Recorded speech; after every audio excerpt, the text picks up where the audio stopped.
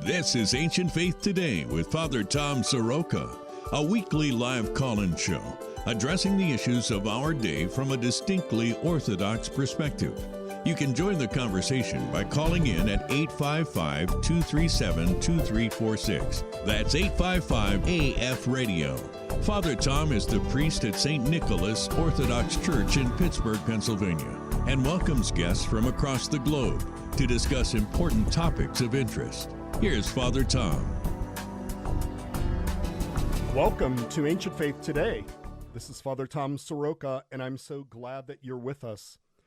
We'll be taking your calls in a bit at 1-855-AF-RADIO. That's 1-855-237-2346. Bobby Maddox will be answering your calls tonight, so please make sure to turn the show volume off before you come on air. Now, it is my understanding that our show will not be live simulcast this evening. However, you can leave a comment on the show thread at facebook.com/ancientfaithtoday, and we'd be happy to hear your comments. You can also send us an email at aft@ancientfaith.com. However, because of the subject matter this evening, I know that we have hundreds and hundreds of people that are going to be listening live to honor Father Sergei Glagolev. So we hope that you will take the time to call us at 1-855-AF-RADIO. 1-855-237-2346. We would love to hear your reflections honoring the life of Father Sergei Glagolev. So let's get started. Tonight we do honor one of the most admired Orthodox personalities in our modern history, Father Sergei Glagolev, who fell asleep in the Lord on September 1st, 2021, at the age of 93. Now, Father Sergei was widely known for his musical compositions as well as his pastoral skills. However, there are many who have composed music for the Orthodox Church, especially in the Slavic tradition to which I belong. But Father Sergei distinguished himself as a kind of bridge to a new era, an era which seeks to both remain traditional in the best sense of the word, but also express the experience of the unchanging Orthodox faith in the 20th and 21st centuries. Much like an iconographer who uses a pattern to paint an icon, they do not do this with slavish adherence to simply making a copy of an icon. In fact, it's virtually impossible for an iconographer to paint an icon that doesn't have some aspect of their artistry in the icon itself, while they still remain within the confines of the tradition. So too it is with music. Music expresses the joy of the kingdom of God as people in this place, in this time, while remaining entirely true to the spirit of the canonical tradition. Father Sergei had a gift for finding a way forward in that living tradition. And so with us this evening, we're going to be talking with Dr. Vladimir Morosan. He's the founder and president of Musica Rusica. He's one of the leading experts outside of Russia in the field of Russian Orthodox choral music and Orthodox liturgical music. He serves as a consultant to the music department of the Orthodox Church in America, and he's a member of the board of advisors of the Patriarchate Russian American Music Institute, and of course, a close former colleague of Father Sergei Glagolev. Dr. Morosan, welcome to Ancient Faith Today. Thank you. I hope you can hear me. Yes, we can hear you just fine. Thanks for joining us this evening. I know that you just got back from the burial of Father Sergei, and I know you want to share some of the experiences and thoughts that you have. There's probably many, many thoughts going through your mind right now, but I think, for me, it seems like he was one of the first ones to crack this difficult code, Vlad, that somehow remaining within the tradition, musically speaking, but still expressing in a kind of authentic way the Orthodox experience on this continent is a real gift that he had. He had his emphasis on the text instead of somehow trying to fit, music that we were familiar with, maybe in Russian, and fitting it to a kind of an English text. He was about interpreting the words that were informing the music. And I think what a tremendous gift that he offered to the church. So as we get started, just give me maybe your first reflections about how he used his gifts and how he served the church with these gifts. Well, I think that this is so important that we're doing this tonight, and I just want to say that because when we were at St. Tikhon's, the director of music at St. Tikhon's, Benedict Sheehan, related a conversation he had with one of his classmates and colleagues, the composer Nicholas Reeves.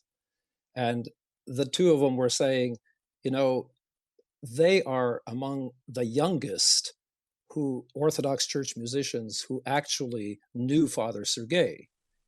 His last public appearance, so to speak, was in 2014 when he lectured at the Pan-Orthodox Music Symposium that took place at Northern Kentucky University.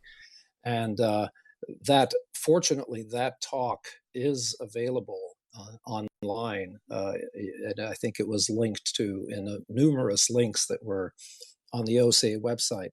But it's just, it's so important that the future generation, the younger generation of Orthodox musicians, and the whole host of new converts who have been joining and continue to join the church in the last decade or two really don't know exactly the gift that Father Sergei was to us.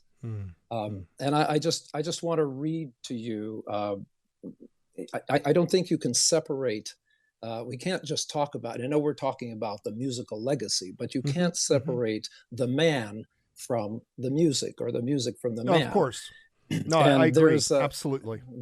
There's a wonderful collection that came out well, I think it was earlier this year, and it was intended as a celebration, what's called a Festschrift anniversary collection honoring Father Sergei's 90th birthday, and that's when this was first conceived. So a number of people were asked to give their reflections. And I just want to read you a few sentences that various people wrote about Father Sergei.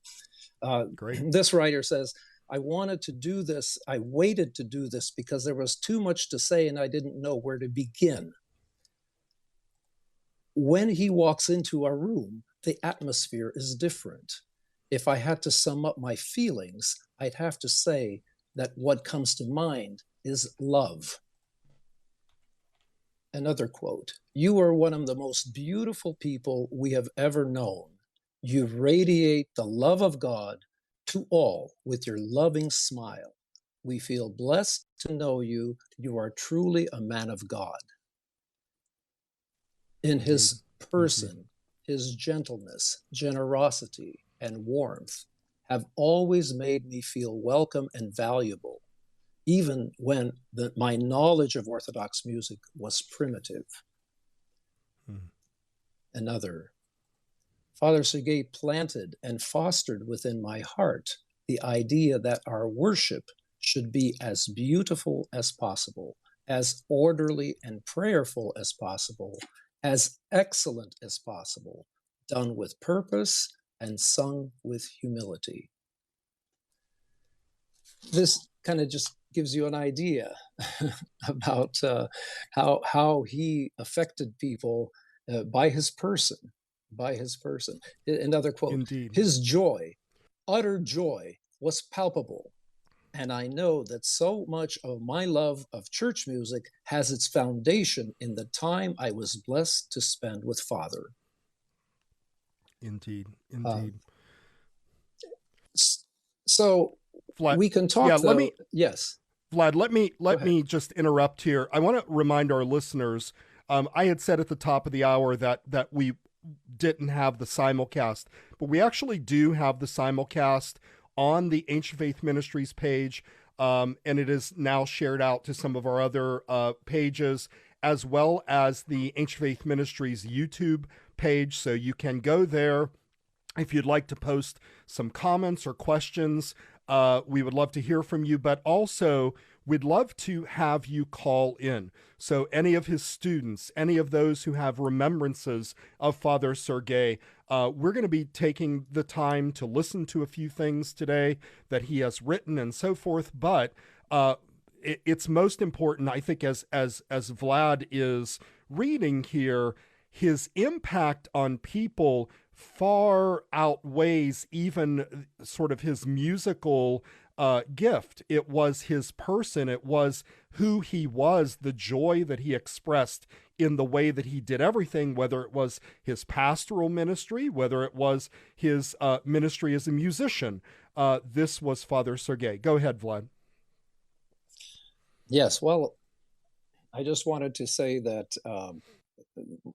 Father Sergei's life, as it unfolded, he had a very solid background in music studies. And of course, his father was a musician, Father Andrew Glagolev.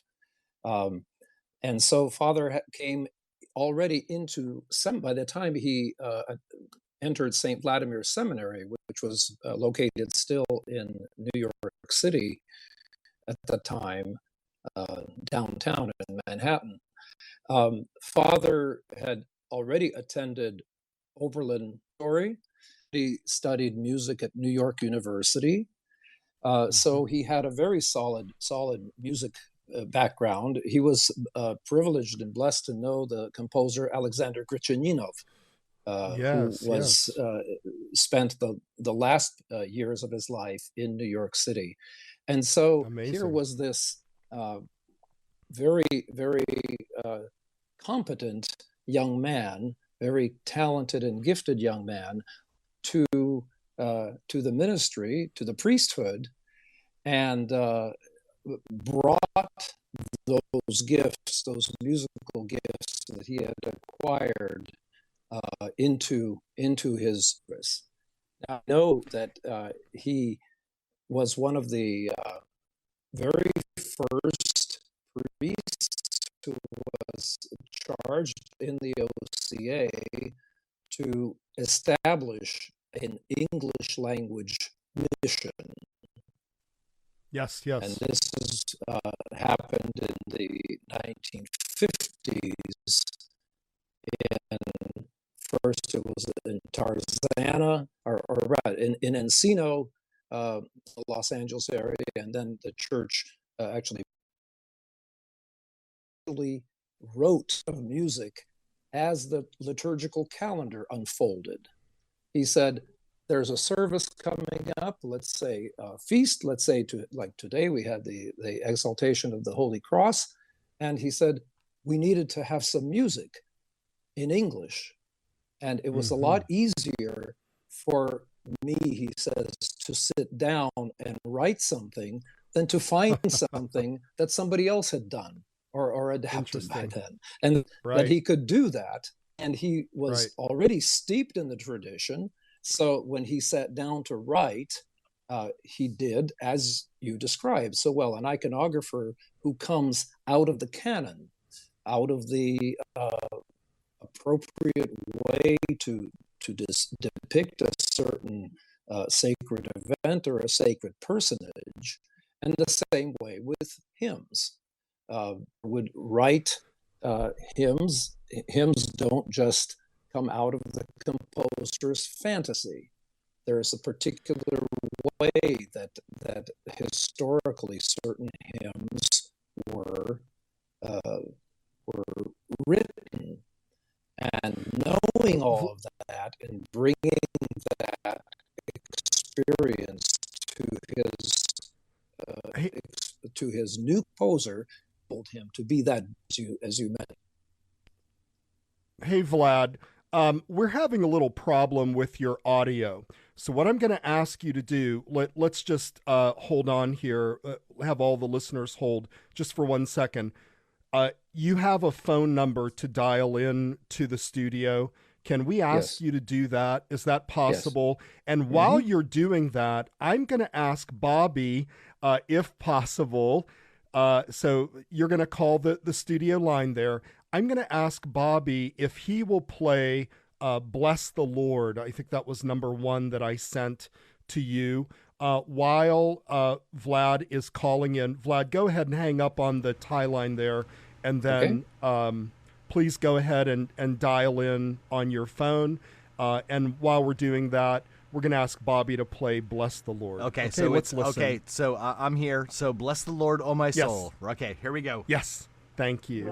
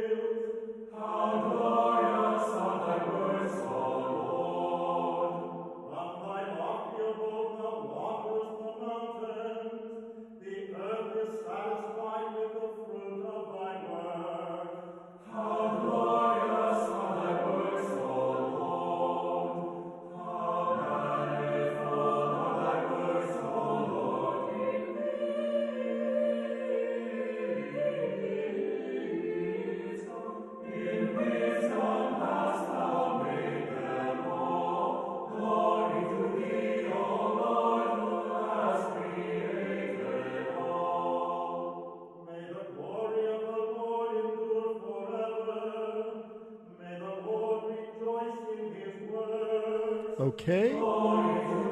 Bobby, let's go ahead and fade that out. All right, so that's a little taste of Father Sergei's music, and that's probably one of his most well-known pieces. Bless the Lord, it is Psalm 103 from the Vespers or the Vigil service. Vlad, are you there? Yes. Can you hear me now? All right, thank you. Yes, hear you great. So we just listened to that first piece, which I think is probably Father Sergei's most well-known piece, Bless the Lord. When you think about this particular piece that he wrote, what are the things that he did that seemed to, I don't know how to put this, to kind of express the both the way, the antiphonal way in which that psalm could be sung, where people could sing the refrain, these short refrains, and a melody that was very singable, you might say. Tell us a little bit about the thoughts that you have about this particular piece and the impact and the popularity that it's had on parishes across America. Yes, well, there is a perfect example where function informs the content in liturgical singing. We had, for several centuries, in the 18th, 19th, 20th centuries, lost that sense where the liturgy was something that was not just intended as a dialogue between the clergy and the choir, but in its original scheme, there were always three elements. It was a triad of the clergy, the choir, and the congregation. I see. So this is something that, of course, our liturgical scholars, our liturgical theologians, of which, of course, Father Alexander Schmemann was one of the leaders, but there have been a lot of other scholars who have brought this to light, that this is how the Orthodox liturgy is intended to be, and not just the Divine Liturgy, but all the services, Vespers and Matins, they're all full of these types of situations where there are psalm verses, for example, and there are unchanging refrains, or in some cases, changing refrains, which is the response of the congregation to the words of the psalm. So here the soloist intones a psalm verse, "Thou makest springs gush forth, thou art clothed with honor and majesty." And we respond, "Blessed art thou, O Lord, who coverest thyself with light as with a garment. Blessed art thou, O Lord," and so on and so forth. This is Right. It makes worship a kind of living experience, as opposed to what Father Sergei himself called, he says, a proscenium event, where we all simply stand, or in some cases sit, and watch something that's happening in front of us. The priest does something, the choir sings something, and we're just passive listeners Right. or observers. Right. So that's the big difference. And of course, in this particular psalm, there is a lot of it's an attempt to recreate what is known about worship in places like the Hagia Sophia, going back perhaps 10 centuries, where you had two choirs, you had soloists, you had clergy, you had the congregation in this vast space, and all of this exchange of words and refrains is happening, and we know that people used to attend worship services. Imagine this, like they do sports events today. There were famous soloists, there were famous preachers that people would come in crowds and droves to hear. St. Romanos and other composers of the Cantacia. They were the stars, if you will, the pop stars of the time. Of course, we live in a very different time, but for our Orthodox people, this is something that's really still a reality. And it's a reality that Father Sergei earnestly believed could still be the case. Indeed. And this is what he tried to convey in his teaching, in his preaching, and in his compositions. Yes, and I think as one who witnessed these pieces being sung, especially this particular piece, it wasn't as if, I think here's the beauty of this, Dr. Morosan, the beauty of how he wrote this and how he crafted this particular piece is that it became a very natural response to sing, "Blessed art thou, O Lord." It was so obvious. You didn't have to have someone turn around and, direct everyone. You didn't have to say, "Now you do this and we'll do that." It was just completely obvious. And everyone joined in and sang this refrain. And of course, this has to do with his very, very acute sensitivity to the English language. He describes the love affair that he had with language from early on, and particularly English. Every language has its own sound, its own inflection, its own cadence, and that's what makes Father Sergei's works singing in English and not, as he put it, what happened so often before is Russian services or Greek services, but sung in English. That's the very difference. interesting. It's a subtle Yeah, difference. very, It's a very subtle difference, fascinating. but it's a very profound difference at the same time. That here is we first look to the English language as the source, as the driver of the musical expression. Right. Instead of taking something that already exists, composed in another language, and somehow trying to fit, I use the term shoehorn, the English text into a piece of foreign music. Right.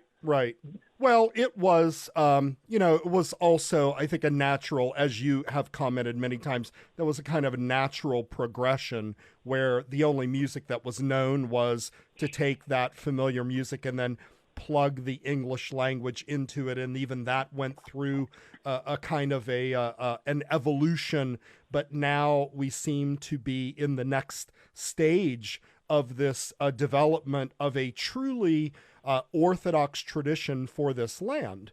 And so he embodies, I think, certainly is one of the pioneers to show us the way forward. So I want to remind our listeners, 1-855-AF-RADIO. That's 1-855-237-2346. I have to say, I'm kind of surprised that we don't have anybody calling in right now, because I know he has hundreds and thousands of admirers. We need to hear from you. So give us a call at 1-855-AF-RADIO. So, Vlad, I want to play another piece, and I'm going to ask Bobby if it's really actually a piece that I greatly admire, and I think it is also indicative of this way in which he used text very, very clearly. Bobby, I'm going to ask you to play, if you would please, number 4, The Great Doxology. The Great Doxology. Vlad, this particular piece, I think the way in which he uses the text, it's a very lengthy text, right? During the Matin service, it's kind of the apex of the Matin service. And there's so many words here, but the way that he composes this music and articulates the text in this music is, I really feel it's a masterpiece. And I think that more people hearing this particular piece would be inspired. So Bobby, when you have that ready, The Great Doxology, please. Glory to God in the highest, and on earth peace, goodwill towards men. We praise thee, we bless thee, we worship thee, we glorify thee, we give thanks to thee for thy great glory. O Lord God, heavenly King, God the Father Almighty, O Lord, the only begotten Son, Jesus Christ, and the Holy Spirit, O Lord God, Lamb of God, Son of the Father, who takest away the sins of the world, have mercy on us. Thou who takest away the sin of the world, receive our prayer. Thou who sittest at the right hand of God the Father, have mercy on us. For thou alone art holy, thou alone art the Lord, thou alone, O Jesus Christ, art the Most High, in the glory of God the Father. Every day will I give thanks unto thee, and praise thy name forever and ever. Thou save, O Lord, to keep us this day without sin. Blessed art thou, O Lord God of our fathers, and praise and glorify is thy name forever. Amen. Let thy mercy be upon us, O Lord, even as we have set our hope on thee. Blessed art thou, O Lord, teaching thy statutes. Blessed art thou, O Lord, teaching thy statutes. Blessed art thou, O Lord, teaching thy statutes. The rhythms of the composition. And in this particular way, I think showing a particular skill that, frankly, Dr. Morosan, I don't really even hear something like that in any other tradition. We seem to be, very tied to sort of static rhythms, but here in this particular case, he is absolutely taking that text and running with it. Yes, I can tell you this, that the leading composers of that great Russian school that formed in Moscow at the beginning of the 20th century, Kostaysky, Nikolsky, Chesnikov, Grishyaninov, they were exploring these kinds of works, these kinds of rhythms, and notating the rhythm of the Slavonic text, just as Father Sergei does here with the English text. So in that sense, it goes to his two things: his knowledge of those who came before him, and in the leading exemplars. A lot of that music didn't come to America with the waves of immigration. Because it was just being born around the time when the Russian Revolution hit, and all of that was curtailed. So we have, in a real sense, Father Sergei picking up the baton, so to speak, and running with it. Yeah, not a musical baton in this case, but a racer's distance runner's baton, and running with that same technique of looking at the text, which of course, again, the point being that in our Orthodox worship, the text is in the first place. It is the carrier of the sacred words, and the music serves to do that, to carry the sacred words, to give expression to what Father Sergei called the heightened utterance, is what we do when we pray.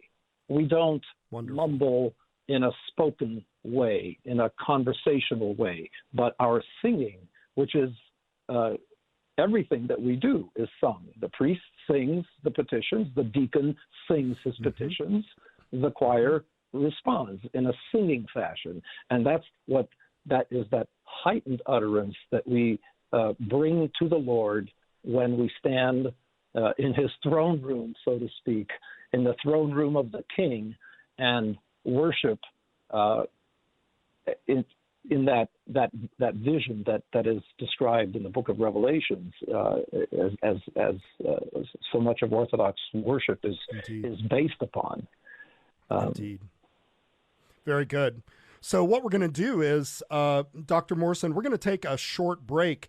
And when we come back, we are going to talk about that next step. I want you to think about reflecting on your attendance at the funeral service for Father Sergei. I know that we're going to be listening to an excerpt of a hymn that Father Sergei's was sung there, and then also a composition by one of his students in honor of him. So when we come back, we'd love to hear from you. 1-855-AF-RADIO. That's 1-855-237-2346. We are honoring Father Sergei Glagolev, one of the premier Orthodox musicians and pastors of the 20th century. We will be right back. The lines are open at 855-237-2346. Don't go away.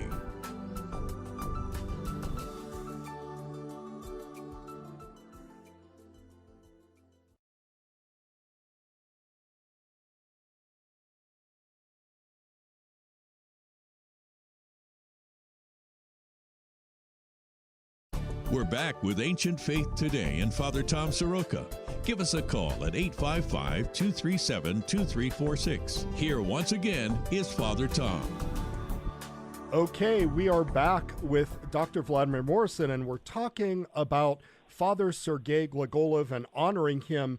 He passed away September 1st, 2021. We're having a kind of retrospective of his life and work. And Dr. Morosan, we were just about to talk about the funeral and the experience of his burial. And of course, in our Orthodox understanding, this funeral experience, especially in the Slavic tradition, is extremely powerful. With the singing, and of course he was about all of this. Tell us some of your thoughts before we listen to one of the recordings that you made. Well, the first thing I want to just mention is how absolutely extraordinary the singing was. Tikhon's choir, which is an ensemble of mixed voices that has been building over several years through Benedictine's efforts. And we had a group there of 24, I think, about 24 outstanding singers, outstanding musicians, and 20 of them are now in residence in one way or another. They're either students at St. Tikhon's, or they're spouses of students, or faculty in some cases. And it seemed so appropriate that Father Sergei, who valued and cherished liturgical singing the way he did, that he was given this kind of singing away. You know, we use that term, odpevanie. We sing away our loved one through the services, through that special service of the burial of a priest, which is so much reminiscent of the Holy Saturday Matins, the burial of our Lord. And so many of the same hymns are sung at this service. And the singing, as I said, was flawless. And that was so appropriate, that this kind of musical environment and musical effort would be directed for him, for singing him away. Then at the Divine Liturgy the following morning, every single hymn was Father Sergei's composition, except for one or two that he did not set. Interestingly enough, we don't have a setting of the Beatitudes by him, and so that was the work of another composer. But everything else, litanies, and the cherubic hymn, the Eucharistic canon, everything was by Father Sergei himself. And that's, again, an extraordinary testament to the legacy that he left us. I wanted to mention, by the way, and I think, again, we were talking earlier about how there's a whole generation of new Orthodox Christians that have come into the church since the year 2002. And in 2002, we published Father Sergei's works, Selected Orthodox Sacred Choral Works, Volume 1, which means there is a Volume 2 also being contemplated. But this Volume 1 was published in 2002 to celebrate the 50th anniversary of his ordination. But an entire generation has grown up since then, and people may not know that this collection exists. This is what they're singing from. They sang from at St. Tikhon's, and of course Capella Romana, which recorded the music that we heard earlier in 2005, also sang from this collection. So I just wanted to mention the fact that this exists, that the CD, Lay Aside All Earthly Cares by Capella Romana, also exists. That's available from the Capella Romana's website. The music collection is available in several places, but it's available on Musica Rusica's website. And the other collection that I read from earlier, the 90th anniversary for his 90th birthday, is called Prayer, Music, and Joy, celebrating the life and legacy of Archpriest Sergei Glagolev. And that, in addition to all these wonderful, wonderful testimonials, contains a selection of music and I meant to count it before, but about 30 selections of music that was all either inspired by him or specifically dedicated to him from all over the world. There are pieces from Japan, from Finland, from Bulgaria, from Serbia, and of course America as well. These are some very tangible ways in which our listeners can honor and get to know Father Sergei. This is what he has left us. This legacy, his compositions, the recordings made, and these other pieces that were written in his honor. Indeed. And that shows his worldwide reach and his influence in the Orthodox world to be able to have such a worldwide honoring through composing in his honor. So, Vlad, I know that you made a recording at the funeral of the St. Tikhon's Chamber Choir singing St. Simeon's Prayer. Yes? Yes, and yes. What we're going to do is, Bobby has that queued up. We're going to listen to that now, and then I want you to give a few thoughts about some of your reflections of being there. Bobby, let's go ahead and play St. Simeon's Prayer.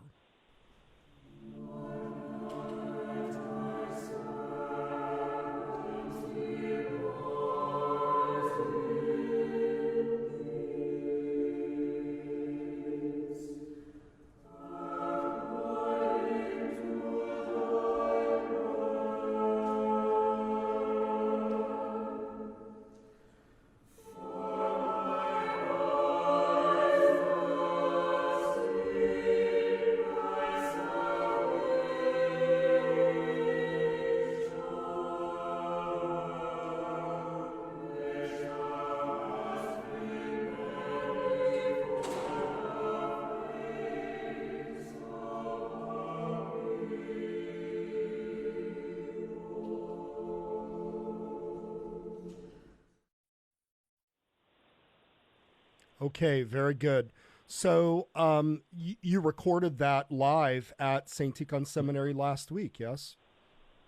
Well, actually, it's from the live stream. All the services were recorded, and I think they're available. The link to it is available on the OCA website, and I really would encourage everybody who couldn't be there to take a moment and listen to these extraordinary services, and particularly liturgy, the extraordinary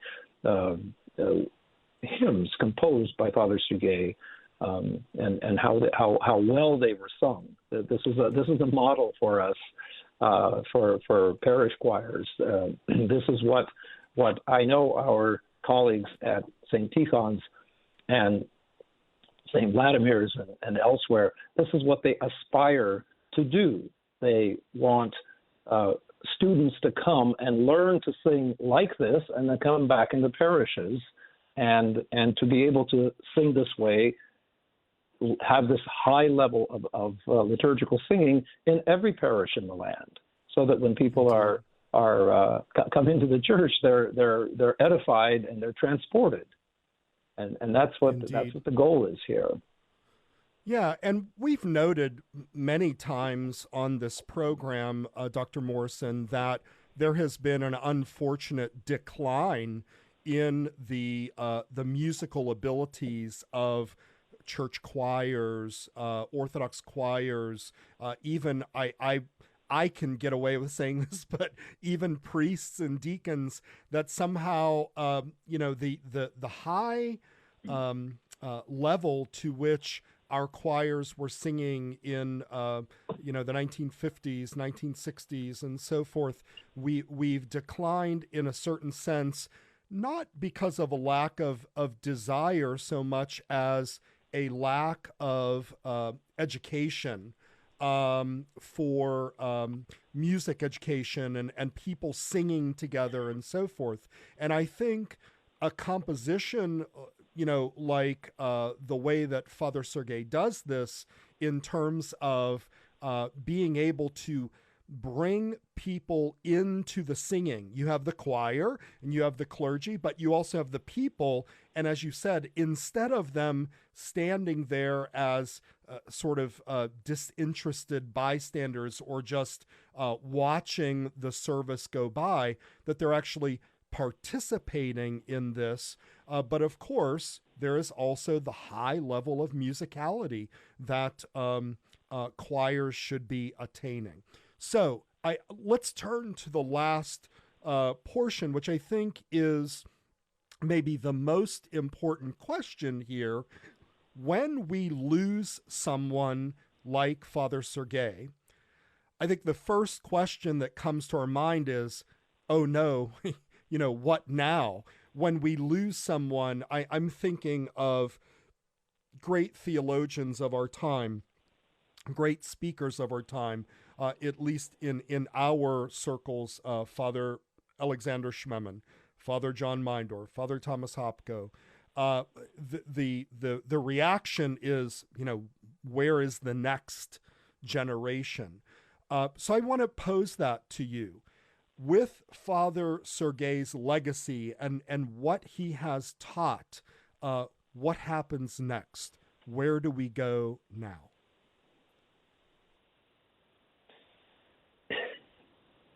I want to respond to what you said by reading a little statement that comes from his from the music collection of his works, and what you expressed there could be said as one way of looking at things. So this is what Father Sergei actually told us. As an astute student of music, liturgy, and culture, Father Sergei believes that the Church needs to transform the culture around it, or risk being either absorbed or marginalized by it. Ultimately, he sees great promise in the fact that the great Russian Orthodox sacred choral tradition in which he grew up is now coming back. This is, by the way, to put it in perspective, this was written in 2002. Currently, it is the non-Orthodox concert choirs and audiences that are rediscovering the Russian choral tradition.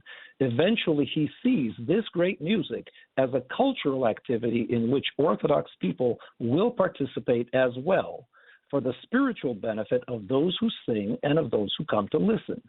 Just as the Church once used to be the place where people went to encounter and to be absorbed in Orthodox culture, from Father Sergei Glagolev's unique perspective as pastor and musician, this can and will happen once again.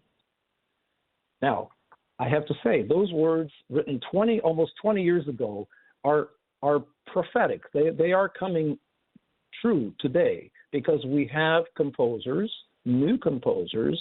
I mentioned Benedict Sheehan. I mentioned Kurt Sander in that same context. Nicholas Reeves, and other young composers, one whose work we're going to listen to in a moment. There are new composers, all of whom are aware of Father Sergei's legacy, aware of his music, and who are writing music in both a large cultural context. We have to remember, in the last 10 years, there have been 7 Grammy-nominated recordings that have been Orthodox. That's astounding. That's the fulfillment of Father Sergei's legacy. Back when he was active, there weren't Grammy nominations for Orthodox recordings, and today we have Benedict Sheehan who got second place as in the American Prize for composition, for writing an Orthodox divine liturgy. that is rather extraordinary. That is extraordinary. And while we were there, Benedict also shared with us the recording of his Vespers, which again is a marvelous work that breaks all kinds of new ground. And he told me, he just completed work on a liturgy that is second liturgy that is much more oriented towards the the parish environment, the more modest kind of abilities that a parish choir has. And I know that is on the mind of all of our composers who are out there working and striving to continue this legacy. Indeed. So one of the compositions that honored Father Sergei was sung at the funeral, and that is "Give Rest with the Just" by Anne Shoup. Excuse me. And so, Bobby, if you have that queued up, let's go ahead and listen to about a minute of that, please.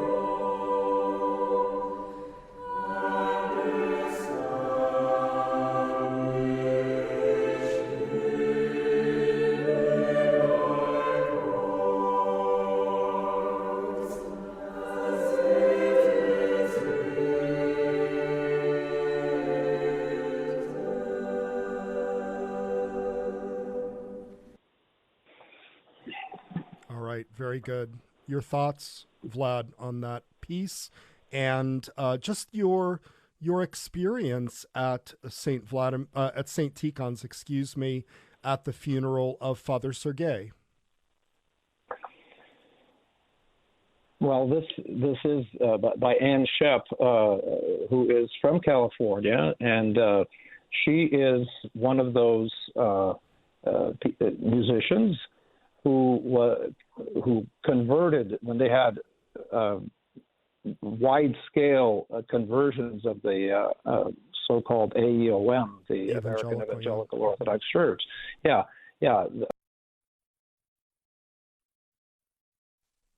Oh, it sounds like we lost Vlad.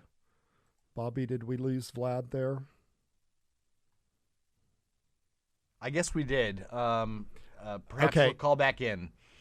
Yes. Okay. Vlad, if you could call back in. Bobby, can we play one of the files? Yeah, of course. Yeah, I have a bunch loaded up. Let's go ahead, and if you would please play the "What Shall We Call You, Mary?" Okay. That is a folk song. Yep. That's a Christmas carol that he wrote. Please. Okay, it sounds like Vlad's calling in, so I'm going to go ahead and play this, and then I'll get him. Sounds good.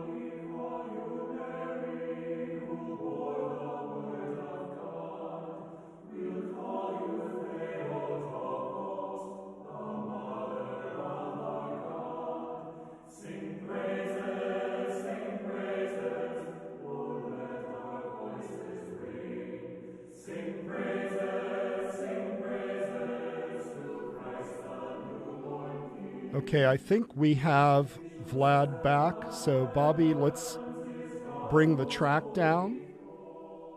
And I think we have Vlad back one more time. Vlad, are you there? Vlad, are you there?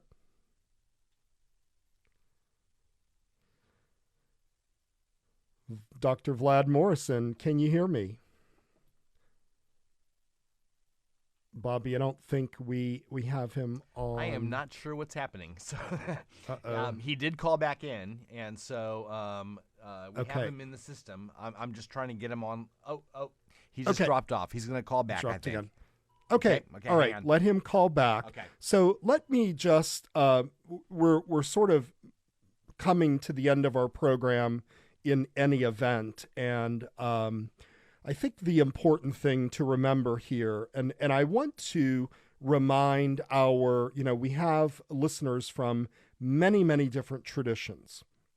This is specifically within the Slavic tradition. We do have actually music that still has the spirit of the tradition, that has the spirit of the canonical tradition, but it can be newly composed. We also have music that is based on certain chant melodies, which may then sort of lead the congregation in a familiar tune. So Father Sergei is composing in this particular tradition. Bobby, do we have? Hey, Father Tom. Yeah, let's try Vlad again. Is he here? It's just not working. I don't know. Okay, I don't see him coming up on the hybrids part of my. I don't know what the problem is. Screen there. Yeah. Okay. Yeah. All right. So I apologize to everyone for that. But why don't we go ahead and we're just going to wrap up the program at this point. We do want to thank Dr. Vlad Morosan for joining us this evening on this retrospective honoring Father Sergei Glagolev. He was an absolute giant, even though he was a very humble man. He was a very joyful man. But in the hearts of all of those who love Orthodox music and love the development of the tradition, he was a towering figure. And so I wanted to read a quote. This is from St. Basil the Great, written in the 4th century. He had in his discourse on Psalm 1, he writes this. He says, "The first Christians understood the need to confess spiritual truth aloud. The Spirit mixed sweetness of melody with doctrine, so that inadvertently we would absorb the benefit of the words through gentleness and ease of hearing. O wise invention of the teacher who contrives that in our singing we learn what is profitable, and that thereby doctrine is somehow more deeply impressed upon our souls." This is very true in the case of Father Sergei Glagolev. He allowed the words to guide the music and to guide his compositions.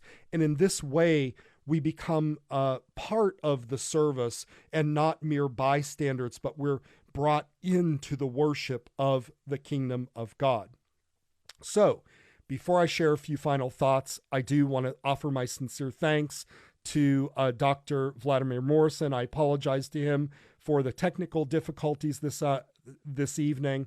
I want to thank Bobby Maddox for engineering the program and for everybody that listened in. However, before we close tonight, I do want to offer our deepest condolences to the producer of the many of the AFR live shows, including this one, and that is to Matushka Trudy Richter and her family on the untimely loss of her husband, Father Anastasi, or as he was known to many, Father Stacy.